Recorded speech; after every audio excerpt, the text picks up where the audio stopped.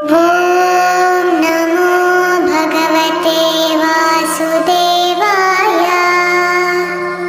देवर्षि नारद से श्री ब्रह्मा जी इस प्रकार कहते हैं कि हे नारद, गौतमी तट पर जो विख्यात पुत्र तीर्थ है वह पुण्य तीर्थ कहलाता है।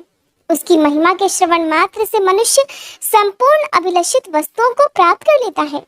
नारद, मैं उसके स्वरूप का वर्णन करता हूँ, सावधान होकर सुनो। जब दिति और दनु के पुत्र दैत्य और दानवों का देवताओं द्वारा क्षय होने लगा, तब दिति पुत्र वियोग के दुख से मन में स्पर्धा लेकर अपनी बहन दनु के पास आई और इस प्रकार कहने लगी, भद्रे, हम दोनों के ही पुत्र क्षीण होते जा रहे हैं। हम संसार में कौन सा ऐसा गुरुतर कार्य करें जिससे हमारा ये संकट दूर हो। देखो, अदिति का वंश कितना संगठित और उत्तम है, उसका कभी क्षय नहीं होता। वह उत्तम राज्य, सुयश और विजय लक्ष्मी से सुशोभित है। अदिति की संतानों का वैभव और अभ्युदय देखकर मैं ईर्ष्या में दुबली होती जा रही हूँ। संभव है जीवित भी न रह सकूं। अदिति के महान ऐश्वर्य पर दृष्टि डालते ही मैं अवर्णनीय दुरावस्था का अनुभव करने लगती हूँ। दावानल में प्रवेश कर जाना भी सुखद है, किंतु स्वप्न में भी सौत की समृद्धि नहीं देखी जाती। दनु कहने लगी, भद्रे, तुम अपने गुणों से पतिदेव कश्यप जी को संतुष्ट करो। अगर स्वामी संतुष्ट हो गए तो तुम संपूर्ण अभीष्ट वस्तुओं को प्राप्त कर लोगी। तब बहुत अच्छा कहकर दिति ने सब प्रकार से कश्यप जी को संतुष्ट किया।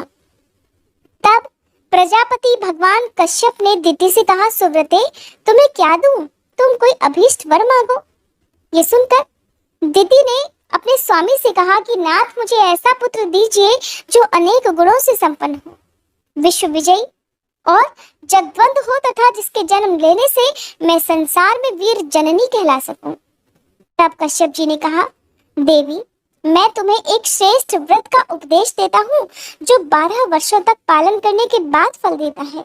उसके बाद आकर तुम्हारे मन के अनुकूल गर्भ का आधान करूंगा, क्योंकि व्रत आदि के द्वारा निष्पाप हो जाने पर ही संपूर्ण मनोरथ सिद्ध होते हैं। पति के ये वचन सुनकर दिति को बड़ी प्रसन्नता हुई। उसने कश्यप जी को नमस्कार करके उनके बताए हुए व्रत का विधि पूर्वक पालन किया। जो लोग तीर्थों की सेवा, सुपात्रों को दान तथा व्रत आदि का पालन नहीं करते, वे अपनी अभीष्ट वस्तुओं को कैसे प्राप्त कर सकते हैं। दिति का व्रत पूरा होने पर कश्यप जी ने गर्भाधान किया और एकांत में अपनी प्रिय पत्नी दिति से कहा, शुचिस्मिते, तपस्वी मुनि भी विहित कर्म की अवहेलना करने से मनोवांछित पदार्थ नहीं पा सकते, अतः तुम्हें कोई भी निंदित कर्म नहीं करना चाहिए। दोनों संध्याओं के समय सोना, कहीं जाना अथवा बाल खोले रहना निषिद्ध है। संध्या काल भूतों से व्याप्त रहता है, अतः उस समय जम्हाई लेना और भोजन करना भी मना है। ये सभी कार्य सदा ओट में ही करने चाहिए। विशेषतः हंसना तो दूसरों के समान हो ही नहीं। संध्या काल में कभी कमरे के भीतर न रहे। प्रिय, मूसल, उखल, सूप, पीढ़ा और ढक्कन आदि को दिन या रात में कभी न लांघना। उत्तर की ओर सिरहाना करके तथा संध्या काल में कभी मत सोना। झूठ मत बोलना, संध्या काल में दूसरों के घर न जाना, पति के सिवा और किसी पुरुष पर कहीं भी दृष्टि न डालना।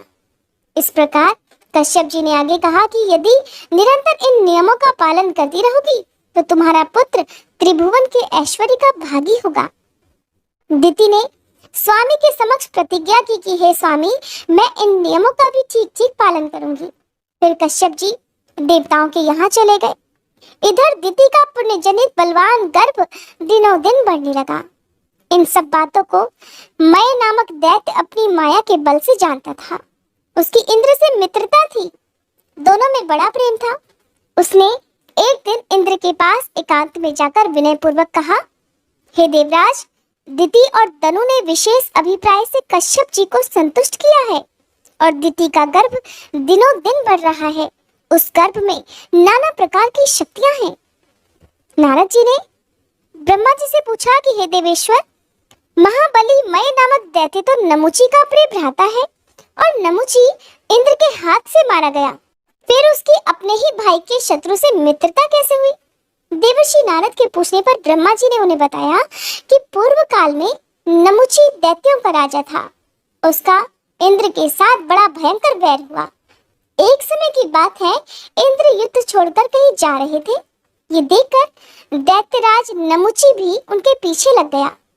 उसे आगे देख इंद्र भय से व्याकुल हो गए और ऐरावत हाथी को छोड़कर समुद्र के फेन में घुस गए। फिर वज्र में फेन लपेटकर उस फेन से ही इंद्र ने अपने शत्रु का संहार कर डाला। जब नमुची की मृत्यु हो गई, तब उसके छोटे भाई मय ने अपने बड़े भाई के घातक का विनाश करने के लिए बड़ी भारी तपस्या की। उसने अनेक प्रकार की माया प्राप्त की, जो देवताओं के लिए भी अत्यंत भयंकर थी। उसने संपूर्ण लोकों को शरण देने वाले भगवान विष्णु से भी वर प्राप्त किया। मय दानी और प्रियभाषी था। उसने इंद्र को जीतने के लिए अग्नि और ब्राह्मणों का पूजन आरंभ कर दिया। वह याचकों को मुंह मांगी वस्तुएं देने लगा। बंदी जन सदा उसकी स्तुति करते थे। इंद्र ने वायु से अपने मायावी शत्रु मय की गतिविधि जान ली। तब से वे ब्राह्मण का वेश बनाकर एक दिन उसके पास गए और कहने लगे, दैत्यराज, मैं याचक हूँ, मुझे मनोवांछित वर दीजिए। मैंने सुना है आप दाताओं के सिरमौर हैं, और मैंने ये भी सुना है कि आपके द्वार पर आया हुआ याचक कभी खाली हाथ नहीं लौटता। इसलिए मैं आपके पास आया हूँ। मैंने भी उन्हें ब्राह्मण जानकर कह दिया कि दिया हुआ ही समझो। सामने याचक को पाकर दाता ये विचार नहीं करते कि थोड़ा दूं या अधिक। उसके इस प्रकार कहने पर इंद्र बोले, मैं तुम्हारे साथ मित्रता करना चाहता हूँ। ये सुनकर मय नामी दैत्य ने कहा, विप्रवर, ऐसे वर से क्या लाभ? आपके साथ मेरा वैर तो है नहीं। तब इंद्र ने अपने वास्तविक रूप को प्रकट किया। इंद्र को पहचान कर मय के मन में बड़ा विस्मय हुआ। कहने लगा, सखे, ये क्या बात है? तुम तो वज्रधारी हो, तुम्हारे योग्य ये कार्य नहीं है। इंद्र ने हंसकर मय को हृदय से लगाया और कहने लगे, विद्वान पुरुष किसी भी उपाय से अपने अभीष्ट कार्य की सिद्धि किया करते हैं। तभी से मय के साथ इंद्र की गहरी मैत्री हो गई। मय सदा के लिए इंद्र का हितैषी हो गया और मुनि उसने इंद्र भवन में जाकर सब बातें भी बताई। साथ ही इंद्र को माया भी प्रदान की। इंद्र ने प्रसन्न होकर पूछा, मय बताओ, अब मुझे क्या करना चाहिए? मय ने कहा, देवराज, अगस्त्य मुनि के आश्रम पर जाओ। वहीं गर्भवती दिति रहती है। उसकी सेवा करते हुए आश्रम में कुछ दिन बिताओ। फिर अवसर देखकर वज्र हाथ में लेकर दिति के गर्भ में प्रवेश कर जाओ और उस वज्र से बढ़ते हुए गर्भ के टुकड़े टुकड़े कर डालो। इससे तुम्हारे उस शत्रु का अस्तित्व ही मिट जाएगा। देवराज इंद्र ने बहुत अच्छा कहकर मय की प्रशंसा की और विनीत की भांति माता दिति के पास गए। वहां जाकर दैत्य माता की सेवा में लग गए। उनके मन में क्या है इस बात का दिति को कुछ नहीं पता था। उनके गर्भ में जो मुनि का अमोघ तेज था, वो किसी के लिए भी दुर्धर्ष था। देवराज इंद्र गर्भ के भीतर प्रवेश करने की इच्छा से अवसर की प्रतीक्षा करते हुए बहुत समय तक वहां रहे। एक दिन दिति संध्या काल में उत्तर की ओर सिरहाना करके सो रही थी। इंद्र ने मन में कहा, यही अच्छा अवसर है। ऐसा कहकर वे वज्र हाथ में लेकर दिति के उदर में प्रवेश कर गए। गर्भ में जो बालक था, वह आयुध लिए मारने की इच्छा से आए हुए इंद्र को देखकर तनिक भी भयभीत नहीं हुआ और कहने लगा, वज्रधारी इंद्र, मैं तुम्हारा भाई हूँ। तुम मेरी रक्षा क्यों नहीं करते? क्या मुझे मारना चाहते हो? युद्ध के बिना अन्य अवसर पर किसी को भी मारने से बढ़कर भला दूसरा कोई पाप होगा क्या? मैं गर्भ से बाहर आ जाऊं, तब तुम मुझसे युद्ध कर लेना। यहाँ आकर इस प्रकार मारना तुम्हारे लिए उचित नहीं होगा। बड़े लोग विपत्ति में पड़ने पर भी कुमार्ग पर पैर नहीं रखते। मैंने न तो अभी विद्या पढ़ी है, न शस्त्र चलाना सीखा है और न आयुधों का संग्रह ही किया है। तुम तो विद्वान हो, तुम्हारे हाथ में वज्र भी शोभा पा रहा है। क्या मुझे मारते समय तुम्हें लज्जा नहीं आती? कुलीन पुरुष भी कभी कुत्सित कर्म नहीं किया करते। मुझे मारने से तुम्हें क्या मिलेगा, यश या पुण्य? गर्भ में आए हुए प्राणी इच्छा अनुसार मारे जा सकते हैं, किंतु इसमें कौन सा पुरुषार्थ है? भाई, यदि तुम्हें युद्ध से प्रेम है और तुम मुझसे युद्ध करना ही चाहते हो, मुझे मारना ही चाहते हो, तो निस्संदेह चले आओ। ऐसा कहकर वह बालक भी इंद्र की ओर मुक्का तानकर खड़ा हो गया और कहने लगा, इंद्र, मुझे मारने से तुम बलशाली, ब्रह्मघाती और विश्वासघाती कहलाओगे, यही तुम्हें फल मिलेगा। फिर किस लिए मुझे मारने को तैयार हुए हो? संपूर्ण चराचर जगत जिसकी आज्ञा के अधीन चल रहा हो, वह मुझ जैसे अबोध बालक की हत्या करे, इसमें कौन सा यश और क्या पुरुषार्थ है? गर्भ का बालक यूं ही कहता रहा, किंतु देवराज इंद्र ने अपने वज्र से उस बालक के टुकड़े टुकड़े कर दिए। सच है, क्रोधांत और लोभी मनुष्यों को किसी पर भी दया नहीं आती। इतने पर भी गर्भस्थ बालक की मृत्यु नहीं हुई। तब सभी टुकड़े जीवित बालकों के रूप में परिणत हो गए और दुख से रोते हुए कहने लगे, क्यों मारते हो? हम तुम्हारे भाई हैं। किंतु इंद्र ने उनकी एक बात भी नहीं सुनी। उन टुकड़ों के भी टुकड़े टुकड़े कर डाले, लेकिन वे भी जीवित होकर कहने लगे, इंद्र, हमें मत मारो, हम तुम पर विश्वास करते हैं। इस समय माता के गर्भ में पड़े हैं और तुम्हारे ही भाई समान हैं। परंतु कौन सुनता था?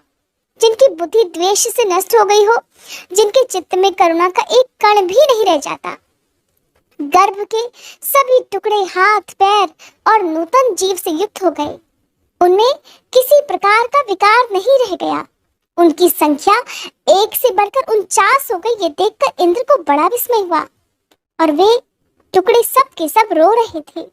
तब इंद्र ने उन्हें सांत्वना देते हुए कहा, मारुत अर्थात मत रो। उनके ऐसा कहने से ही उनका नाम मरुत हो गया। वे गर्भ में ही अत्यंत बलवान और महापराक्रमी हो गए। उन्होंने गर्भ के भीतर से ही मुनिवर अगस्त्य को, जिनके आश्रम में माता टिकी हुई थी, पुकार कर कहा, मुने, हमारे पिता आपके भाई हैं। वे आपकी मैत्री का बहुत आदर करते हैं और हम ये भी जानते हैं कि आपके मन में हम लोगों के प्रति बड़ा स्नेह है। तथापि आपके रहते हुए ये वज्रधारी इंद्र ऐसे कार्यों में प्रवृत्त हुआ है जिसे कोई चांडाल भी नहीं करता।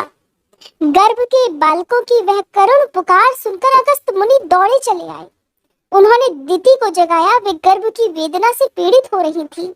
उस समय अगस्त ने अत्यंत कुपित होकर शचीपति इंद्र को श्राप दे डाला, हे इंद्र, संग्राम में शत्रु तुम्हारी पीठ देखेंगे। दिति ने भी गर्भ में समाये हुए इंद्र को क्रोधित होकर श्राप दे डाला।